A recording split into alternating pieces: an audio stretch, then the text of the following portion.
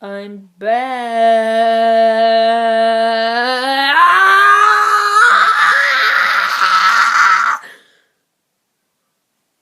The Daniel Loves Movie Show starts in less than 2 weeks. June 7th. Put that in your calendar.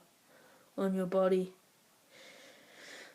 It's where all my movie reviews are going to be from now on. It's going to be every fortnight. And you wouldn't want to miss it. For the world.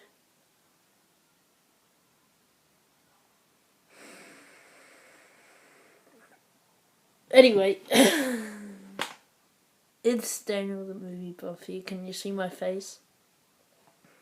Can you see my face? Okay, you can see my face. Bring you a bit closer. Don't be scared. I just want to bring you closer. There you go. You can see a bit of my body now. It's been a while since I've talked to you guys about stuff, so how's life been? Really, how's it been? The Daniel Loves Movie Show is coming up, June 7th. No, but today I wanted to talk about the topic that I thought needed your attention, or my attention, or my thoughts on whatever it is that I want to talk about. I actually want to talk about Frozen. Remember that movie? Remember Frozen? Yeah, I actually got Frozen on Blu-ray the other day, and I ended up really loving the movie. I saw it last year, at the tail end of last year. Being a big Disney fan, I had to go and see it in the movies, because Disney's actually one of my idols. I haven't spoken about that ever, but Disney's one of the people I love movies. One of the reasons why I love movies. I just love Disney. I love Disney films. I love watching Disney. So I was excited to see Frozen at the theaters. Ended up loving it. I thought I was a bit skeptical, but I ended up loving it. I think originally I gave it 4.5 out of 5 stars. But because I thought there were flaws, I thought the villains weren't as just there, or they weren't as fully realised as I wanted them to be. Being a Disney fan, they weren't the best Disney villains. But Frozen's been receiving a lot of backlash recently that I really, really don't think it deserves. I love Frozen, and I really don't get the backlash. So this is going to be a defending Frozen video. I'm going to talk about the criticism thrown at Frozen occasionally, and then I'm going to say this is why I don't think it affects Frozen, or why I don't think Frozen is overrated, because, let's face it, it has gotten a lot of hate recently, and I disagree with the hate, so I'm going to tell you why. Another film I disagree with the hate with recently is The Amazing Spider-Man 2, so maybe I might do a video about that later down the track, after June 7th, the Daniel Loves Movie Show launch. Remember that. Anyway, a couple of criticisms pointed towards Frozen is the main characters are not fully realised and aren't great female characters in the film. First of all, I want to tell those people, or ask those people who say that, were you sober when you saw this movie?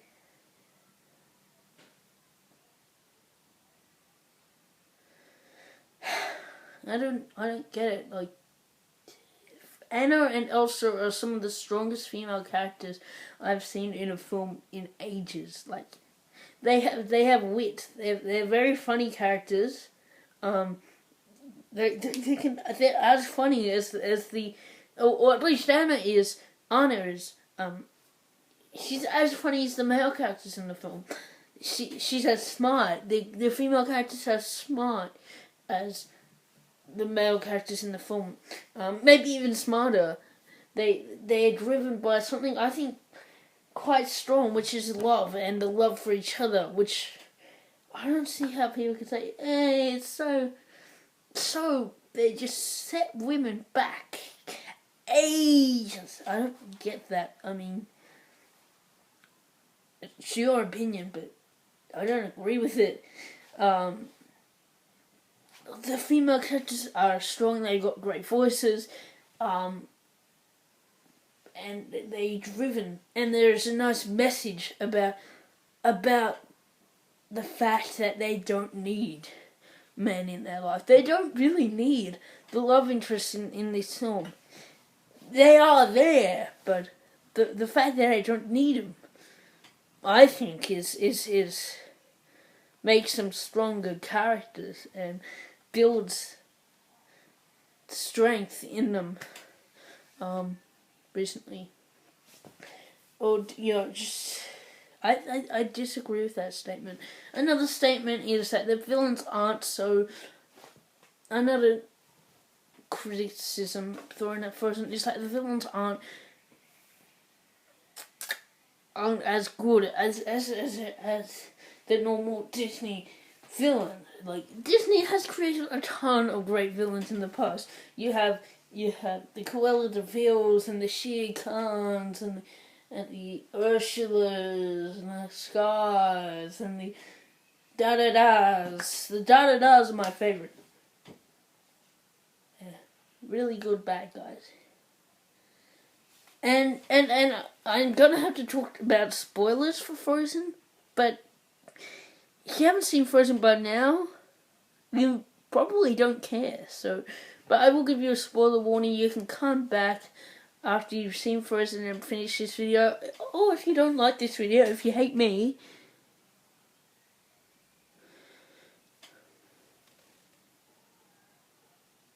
you can just leave forever. So that's your spoiler warning.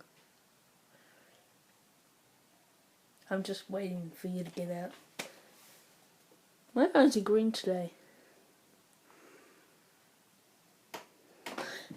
So, Hans actually ends up being the bad guy, or the main villain in the film. And Hans is set up as a love interest at first, but then he turns out to be a bad guy, which is something different for a Disney film that you really haven't seen before. So a lot of people had a problem with he didn't have enough clear motivation, and that was actually one of my problems when I first saw the film. I felt like Hans wasn't a strong villain and very forgettable as a villain. Just not as not as good, or he didn't have clear motivations. He wasn't as funny or as interesting looking as the previous Disney villains. I actually had a big issue with that, and that was why I didn't give the film 5 out of 5 when I first saw it. But I feel like Disney put a lot more effort into the film than and Hans being a villain, the plot twist that is Hans being a villain, than I initially thought. And I feel like a lot of people initially thought. There's a lot of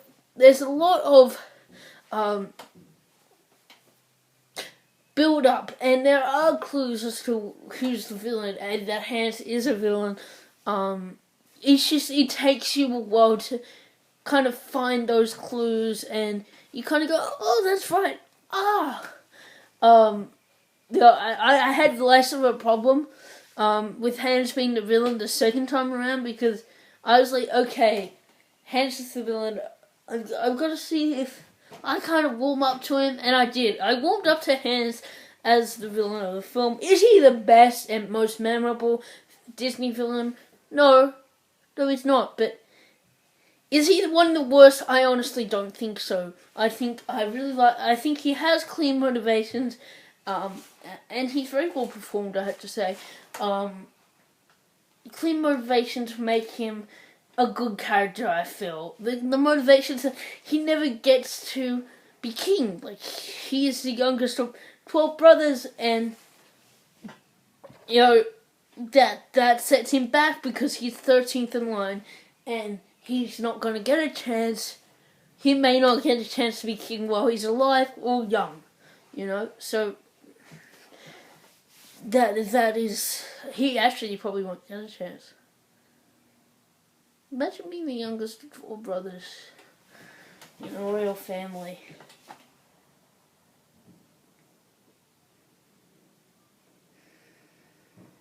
Another criticism thrown at Frozen. This is a really weird video. I'm taking weird pauses and then just starting up again.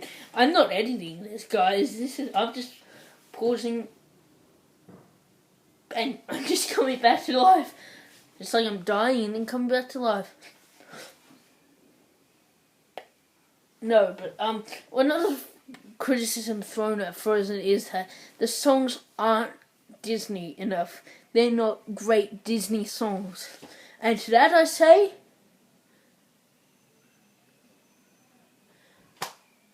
I don't think that's right. I don't want to diss your opinion because it is your opinion. And if you don't like Frozen, if you don't like the songs in Frozen, it's your opinion. But there hasn't been a Disney movie in so long with songs that have lasted. You hear Let It Go every single day.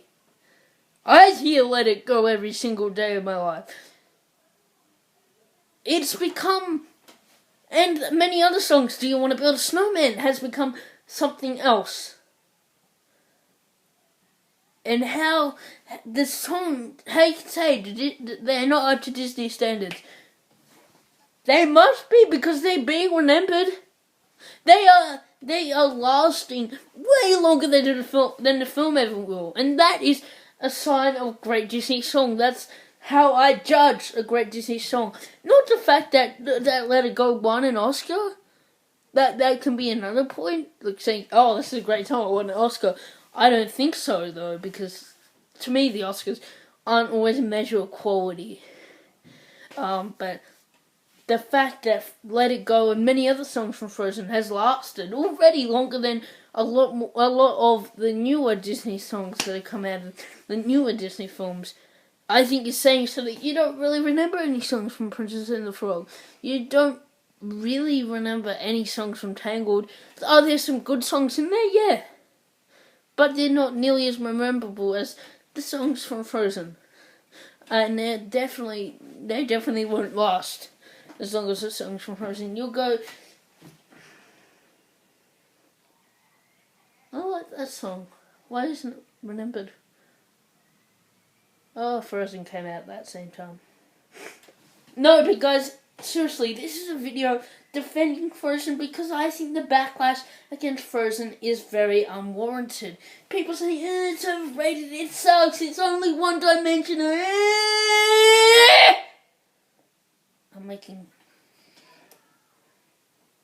weird noises today. But I definitely disagree with that statement, and if you think Frozen's overrated or the backlash is warranted against Frozen, because people say, it's a horrible film.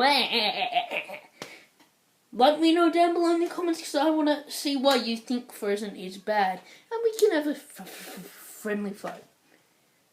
Alright guys, I'll see you guys later. Star Wars Episode 6 review coming up soon. Keep on filming. Do do do do do do do.